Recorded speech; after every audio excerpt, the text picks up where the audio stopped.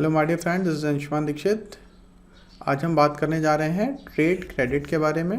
दोस्तों, trade credit generally B2B के बीच में ज़्यादा इस्तेमाल होता है, बिज़नेस टू बिज़नेस के बीच में इस्तेमाल होता है। कैसे काम करता है, क्या होता है, इसको आसान भाषा में समझते हैं। What is a trade credit? इसके लिए हम लोग दो एग्जांपल ले लेते हैं। पहला सिनेरियो लेते हैं जिसमें मान लीजिए एक रॉ मटेरियल सप्लायर है, जो रॉ मटेरियल एक मैन्युफैक्चरर को प्रोवाइड करता है। This is manufacturer and this is raw material supplier. तो ये रॉ मटेरियल मैन्युफैक्चरर को देता है और मैन्युफैक्चरर इसके बदले रॉ मटेरियल सप्लाई कर रही है और मैन्युफैक्चरर इसके बदले इसको पेमेंट करता है। लेट अस अज्यूम डॉलर के टर्म्स में, रुपी टर्म्स में पेमेंट करता है। ट्रेड क्रेडिट का इसमें बहुत इम्पोर्टेंट रोल है। मैन्युफैक्चरर की वर्किंग कैपिटल को मिनिमाइज़ करने के लिए जनरली मैन्युफैक्चरर क्या कहता है रॉ मटेरियल वाले से, सप्लायर से अपने, कि भाई ऐसा है, जो आप मुझे रॉ मटेरियल प्रोवाइड कर रहे हैं वो उसका पेमेंट मैं आफ्टर 60 डेज़ करूँगा। तब तक मैं आपके प्रोवाइड किए गए रॉ मटेरियल को प्रोसेस करके उसको फिनिश गुड में कन्वर्ट करूँगा और उस फिनिश गुड को स्टॉकिस्ट डिस्ट्रीब्यूटर तक पहुंचाया जाएगा और फिर डिस्ट्रीब्यूटर उसको रिटेलर तक पहुंचाएंगे और रिटेलर उसको देन एंड यूज़र को, कंज्यूमर को बेचेगा और जब उससे मुझे पैसा मिलेगा तब मैं आपको पेमेंट करूंगा। तो क्योंकि आजकल कंपटीशन बहुत ज़्यादा है और मार्केट में लोग मैक्सिमम शेयर हासिल करने के लिए क्रेडिट पे फिनिश गुड भी प्रोवाइड कर रहे हैं और क्रेडिट पे रॉ मटेरियल भी प्रोवाइड कर रहे हैं।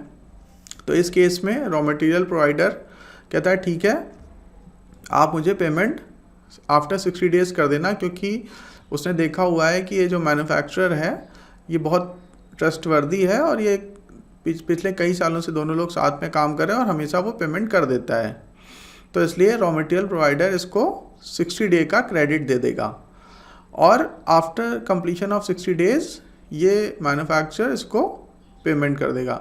तो यानी कि ये जो ट्रेड क्रेडिट है ये एक kind of short term working capital की तरह भी काम कर रहा है। इसको वर्किंग कैपिटल के लिए जो पैसे की ज़रूरत थी, अब उसको पैसे की ज़रूरत नहीं पड़ी क्योंकि उसने उधार पे ही रॉ मटेरियल ले लिया। तो इस तरह से trade credit short term loan का भी काम करता है। देखिए क्या लिखा हुआ है यहाँ पे, a trade credit is an agreement where a customer can purchase goods on account without paying cash, paying the supplier at a later date. तो यहाँ पे मैन्युफैक्चरर जो कि रॉ मटेरियल का कंज्यूमर है, कस्टमर है उसका, रॉ मटेरियल प्रोवाइडर का, सप्लायर का, वो बिना पैसे दिए उधार पे रॉ मटेरियल ले लेता है, गुड्स ले लेता है और उसके बदले में वो एक सर्टेन क्रेडिट पीरियड ले लेता है जो कि 30 डेज़, 60 डेज़, 90 डेज़ या ज्वेलरी के बिज़नेस में 180 डेज़ या उससे ज़्यादा का भी हो सकता है। और उसके बाद वो जब उसके पास पैसा आ जाता है तब वो फर्दर सप्लायर को पेमेंट कर देता है। तो इस तरह से इसमें मैन्युफैक्चरर और ट्रेडर्स का बहुत ज़्यादा एडवांटेज होता है। उनको अपनी पूंजी इसमें फंसानी नहीं पड़ती है, ना ही उनको वर्किंग कैपिटल के लिए बाहर से लोन लेना पड़ता है और यहाँ पे आसानी से उनका बिज़नेस स्मूथली रन करता रहता है। जब उनके पास पेमेंट आती है तो वो सप्लायर को पेमेंट कर देते हैं। दूसरे शब्दों में ये कह सकते हैं trade credit is essentially a credit a company given to another for purchase of goods and services. Meaning of trade credit, trade credit is an important external source of working capital financing. जैसे कि अभी तक हमने बात करी, it is a short term credit extended by supplier of goods and services in the normal course of business to a buyer in order to enhance sales. तो normal cases में supplier या मैन्युफैक्चरर अपने distributor को और supplier manufacturer को trade credit provide करता है और ये सभी बिजनेस में होता है। और जब मैन्युफैक्चरर अपना फिनिश गुड डिस्ट्रीब्यूटर को या रिटेलर को देता है तो रिटेलर जनरली उससे ये कहता है कि जब ये बिक जाएगा, ये हमारी सेल्फ से कंज्यूमर के पास चला जाएगा और हमारे पास पेमेंट आएगा तो हम आपको पेमेंट कर देंगे।